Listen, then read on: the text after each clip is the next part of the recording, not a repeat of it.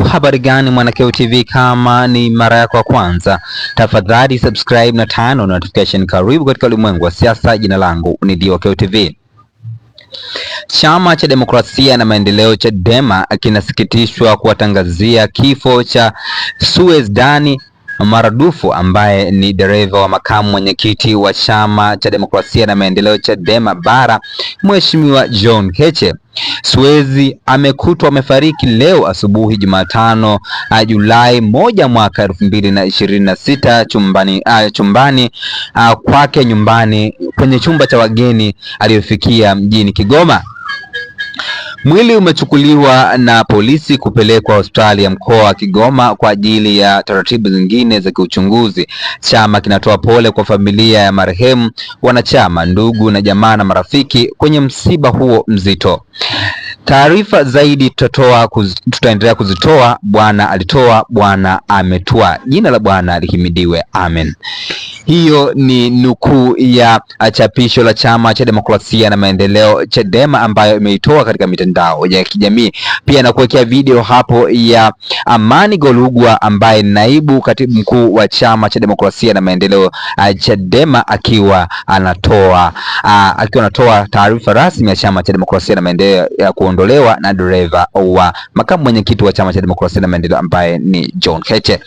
Tukutana katika masuala ya kisiasa. Bye bye. Kwa masikitiko makubwa sana, nipende kuwajulisha kifo cha dereva wa makamu mwenyekiti wa chama chetu ndugu Suez Dani Maradufu ambaye leo asubuhi hapa mjini Kigoma amefariki dunia. Ndugu Suez amekuwa dereva wa makamu mwenyekiti wa chama chetu Bara, Mheshimiwa John Heche, kwa muda mrefu sana, na kifo chake kimetokea katika hoteli lodge aliyokuwa amefikia mapema leo asubuhi. Wenzake pamoja na makamu mwenyekiti mwenyewe Heche walijaribu kupigia simu, hakuweza kupatikana, na tulipomfuata hapa tulikuta mlango umefungwa, na ndipo tulipochukua hatua ya kulijulisha jeshi la polisi. Wakafika hapa na mlango ulipovunjwa alikutwa mwili wake umeanguka chini pale mlangoni na damu ikiwa imetapakaa pale chini.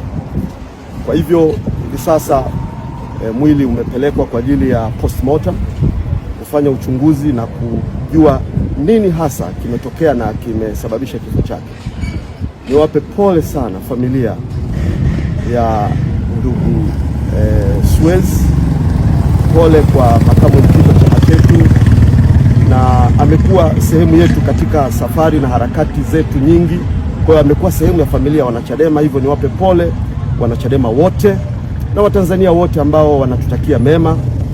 Na baada ya uchunguzi ambapo mawakili wetu Deo Mainyila pamoja na Dickson Matata watakuwa sehemu ya mchakato huo wa postmortem, basi tutapata taarifa nyingine za ziada na kufahamu nini hasa kimetokea kwa dereva wa makamu mwenyekiti wa chama chetu ndugu Suez.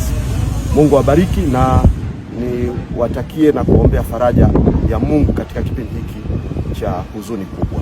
Asanteni sana.